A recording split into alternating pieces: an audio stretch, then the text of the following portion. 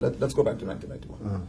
There wasn't a single democratic African country in 1991. Yep.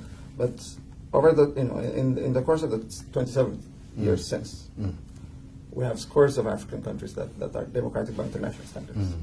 Now take, for example, South Africa, and then Botswana, and then Namibia, and Ghana, Malawi, Benin.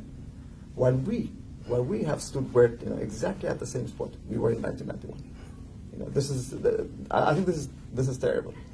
Yeah, And I think this is it is very terrible. Because democracy is advancing in Africa, but not in Ethiopia. And why? And why? I think fundamentally because there's a crisis of leadership. I think not because something is wrong with the people, but I think this is fundamentally a failure of the elite, of the Ethiopian elite, not only in terms of the EPRD per se, but the whole Ethiopian elite as a whole. I agree to that point, because even during that time, the most African countries were newly liberated ones.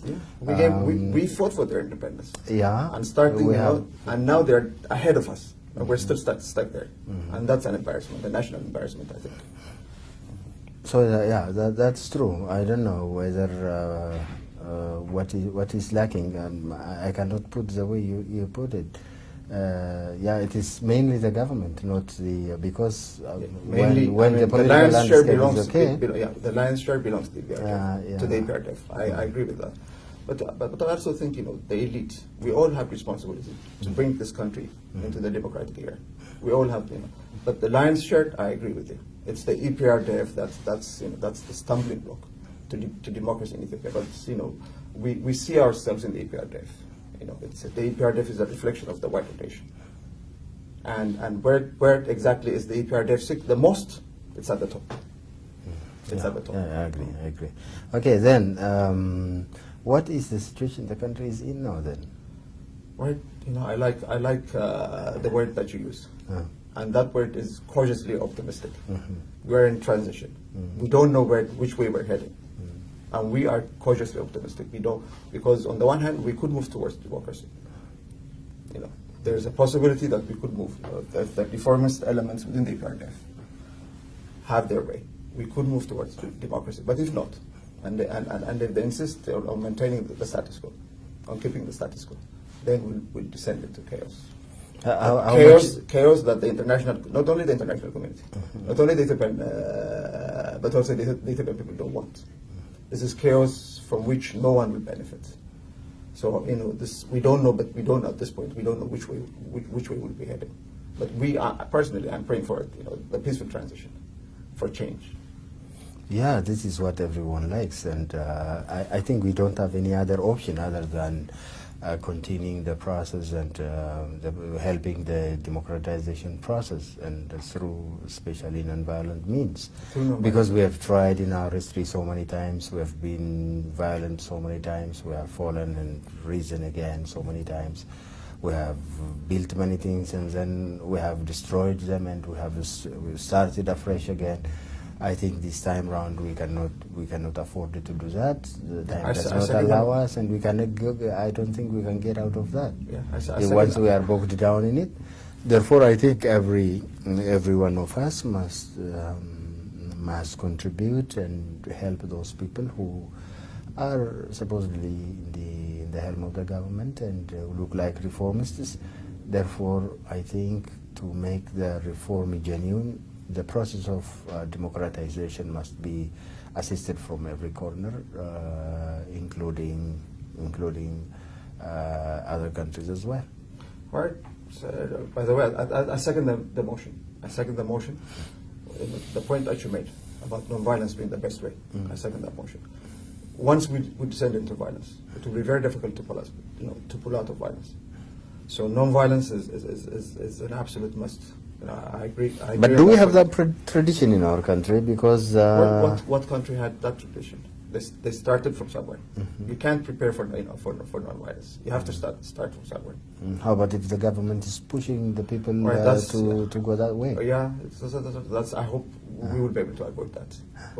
But there's nothing specific that we could, there's no specific steps that we could. In what way, for example, you cannot teach the youth, you cannot train them, you don't have any access to them, and how can this non-violent struggle, means of struggle, we have to push boundaries. take root? We have to push it boundaries. We have to insist on our ways. We have to go there. We have to pay sacrifice. We have to, there's still, there are boundaries, but those boundaries have to be pushed.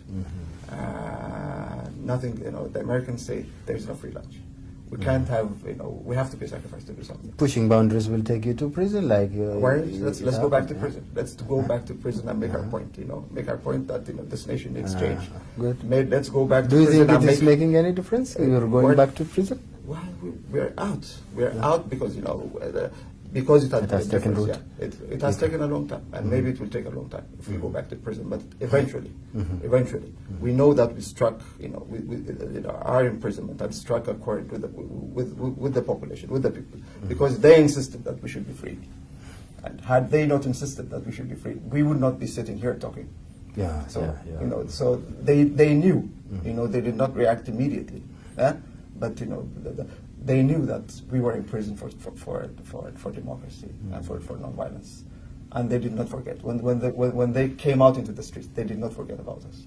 So we struck a chord, and we should keep on insisting that that nonviolence is the way.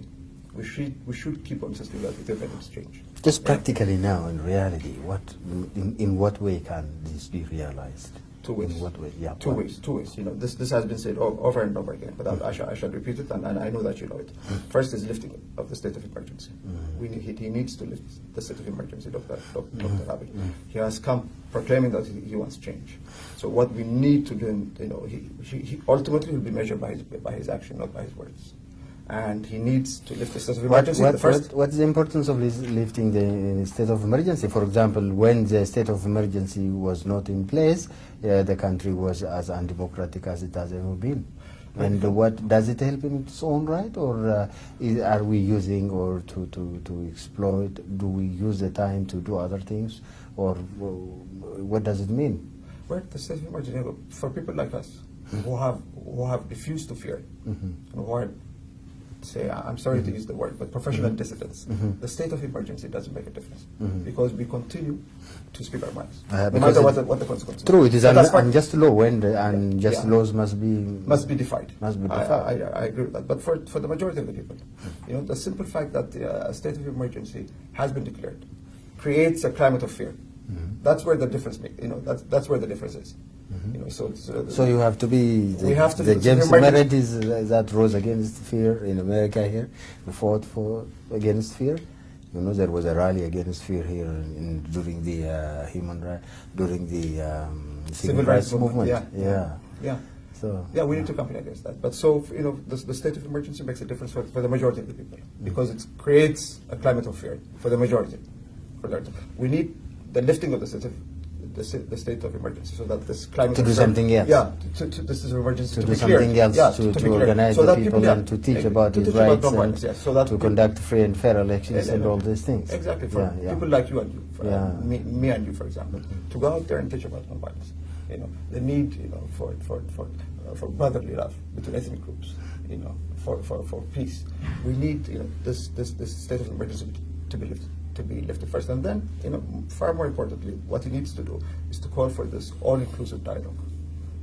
We need to bring into the process not only those organizations that are in the legal arena, that are legal organizations, but those organizations that have been branded as terrorist organizations. We need them in the democratic form. What if the government doesn't lift now? To bring real change on the ground. And this is the South African model, by the way, Bekele. This is not something we have devised ourselves. This is this is a tasted path. It has been tasted in South Africa, it has been tasted in Asia, it has been tasted in many, it has been tasted in Latin America, it has been tasted in many other African countries, and it has worked. We have a model that works. We just need to bring it to Ethiopia and implement it, with slight adjustments to our situation, and it will work. It will move us forward in the democratic transition. So that's, I think he needs to do these two things to bring about the change that he says that he wants. Without this, without doing these two things, nothing will happen. We'll be stuck there. There will be no change. If this doesn't happen, what will happen? We'll press, we'll continue. We'll continue to struggle for democracy. I'm sure you're there. I'm there. We'll continue to press, through non-violent means. We'll continue to press for, for change, for real change.